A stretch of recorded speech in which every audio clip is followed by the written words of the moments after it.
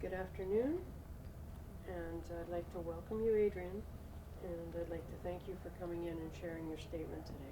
Thanks.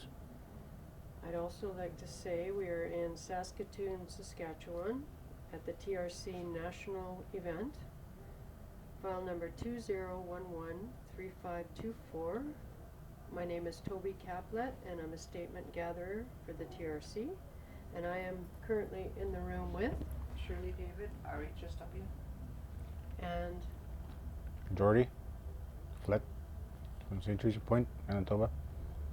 a statement provider, and I'd like to ask you if you've been made aware of the consents and Yep. have agreed to go public with your statement? Yep. Excellent. So you can begin whenever you care to. Okay. So, what do I say? Oh, Just- whatever you want to share with us. It's about residential schools. I went to residential school in Toulon about '96. Just only lasted for a little bit. It didn't work out much. And so I went to Southeast College in Winnipeg, and I graduated over there in '98.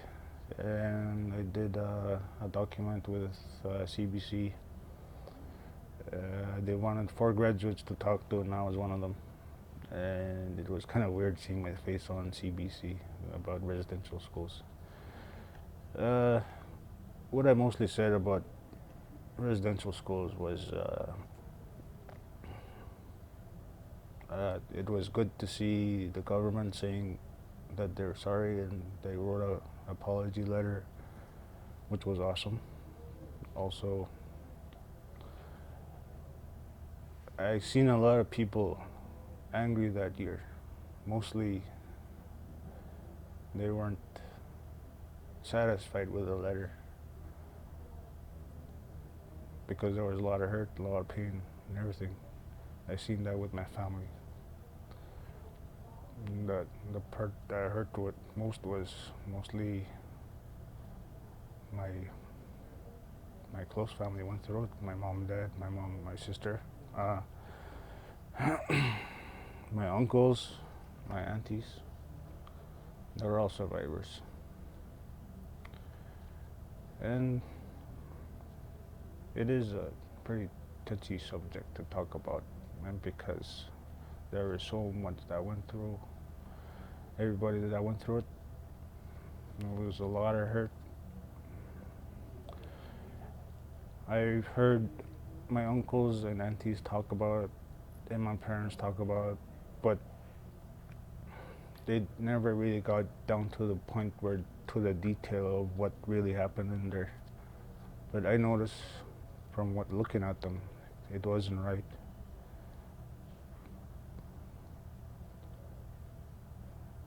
Because even right now, I just went all quiet, just not trying to talk about it, and that's what happened to them too.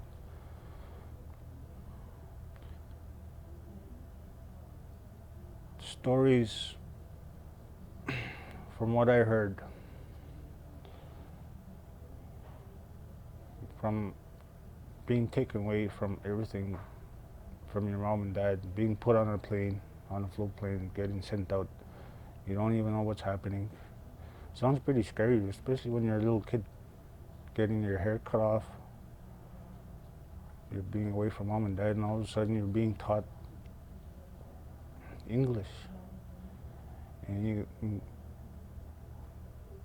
from what I heard is they would get punished for speaking their native tongue to each other.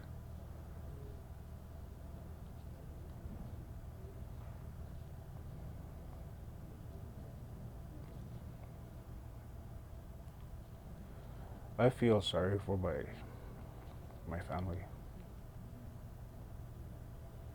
I don't think it'll stop, but it's what I have to accept,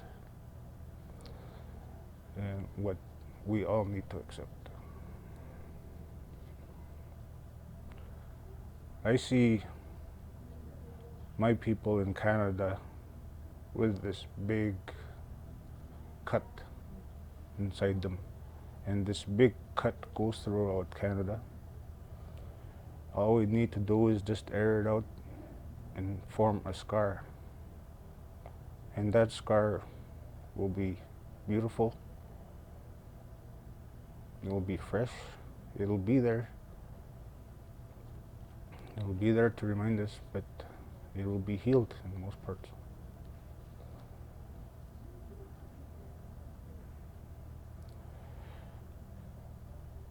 When the money came out, some of my friends lost their parents because they drank their money away. I don't even know what's better, either to give them the money or not.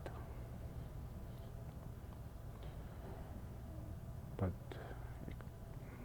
I accept that already, but it's hard. I feel sorry for my best friend. He lost his mom when she got the money. She went out drinking all the way and she died in her sleep drinking.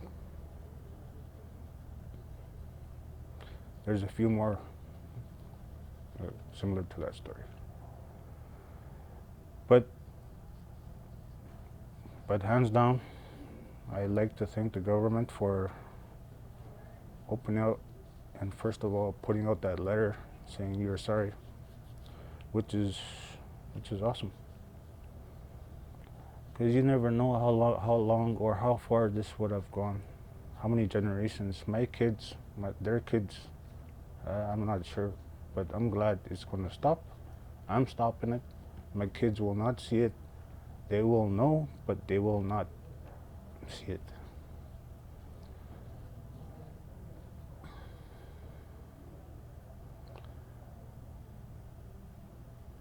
I believe all of us can heal together. This is still the beginning. It's not the end.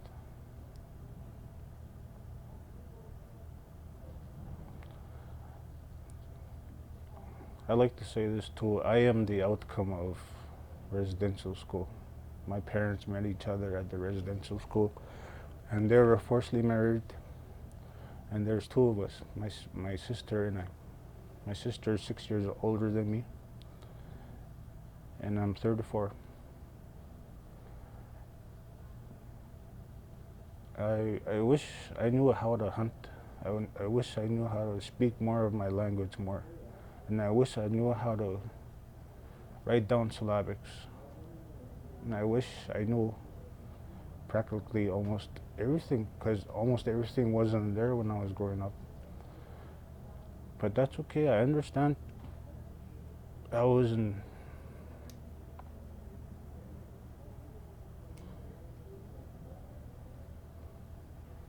I accept it. It's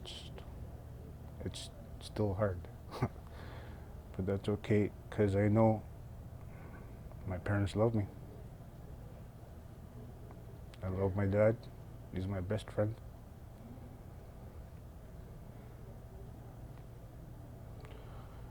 Thank you for listening to me. That's it.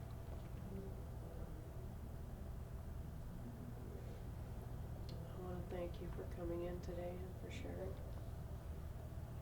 Your story is really important. It's important to everyone to hear things that have happened so that they'll never be repeated again. I thank you for being brave enough to come in and share today. Thank you. Is there anything that you'd like to add at the end? Hey, Mom. That's it. Thank you. Yep.